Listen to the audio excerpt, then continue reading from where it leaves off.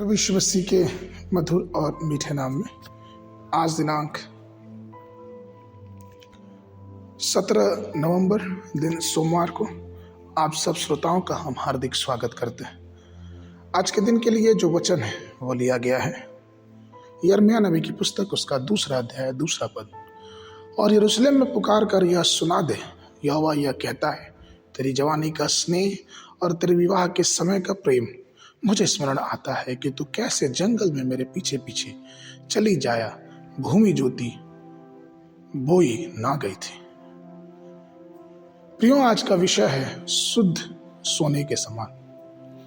कई विश्वासी अक्सर दुखी होकर कहते हैं, जब भी मैं प्रभु के करीब आने की इच्छा करता हूं, मेरी परीक्षाएं और संघर्ष बढ़ते नजर आते हैं। संघर्ष इतने बड़े होते हैं, इतने भयानक होते हैं कि मैं अपने आप में भारीपन महसूस करता हूं और मैं कहता हूं कि हाँ प्रभु, बस अब काफी है। ऐसी भावनाएं मनुष्य के जीवन में आना स्वाभाविक है। यह सच है कि परीक्षाएं और ताड़नाएं विश्वासियों के जीवन में आती हैं और यह हर प्रकार के विश्वासियों के जीवन में आती है, चाहे वो नए हो चाहे पुरानी हो।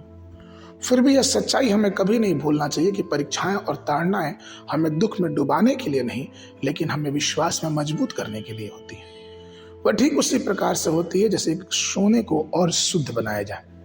परीक्षा के समय हमें प्रभु के और करीब होना चाहिए, हमें उस पर निर्भर होना चाहिए, उसके प्रेम की ओर हमें मुड़ना चाहिए।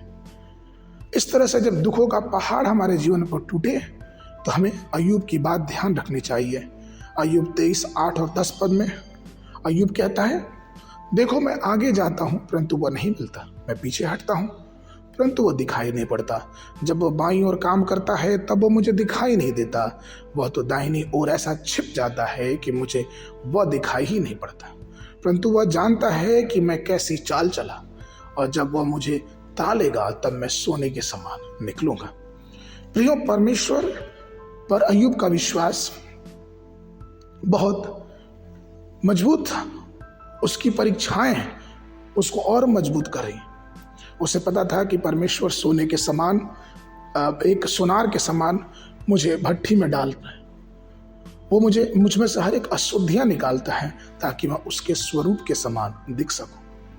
प्रियो, इसलिए हमें चाहिए कि जब जीवन में दुख हो, तकलीफ हो और हर प्रकार की मुसीबतों से हमारा जीवन घिरा हो, हमें अपना विश्वास को मजबूत रखना चाहिए, क्योंकि वो दिन आएगा जब हम शुद्ध सोने के समान परमेश्वर की महिमा के लिए चमकेंगे और तेजस्वी दुल्हन के समान परमेश्वर से मिलने के लिए तैयार होंगे। आगे के मनन के लिए प्रकाशित वाक्य पुस्तक, उसका 19 अध्याय 8 पद। और उसको शुद्ध और चमकदार महीन मलमल पहनने का अधिकार दिया गया, क्योंकि उस महीन मलमल का अर्थ पवित्र लोगों के धर्म के काम है। बाइबल अध्ययन के लिए सुबह के समय यहेजकेल की पुस्तक, उसका 5, 6 और 7 अध्याय। संध्या के समय इब्रानियों की पत्री, उसका 12 अध्याय। परमेश्वर आप सबको आशीष देवे।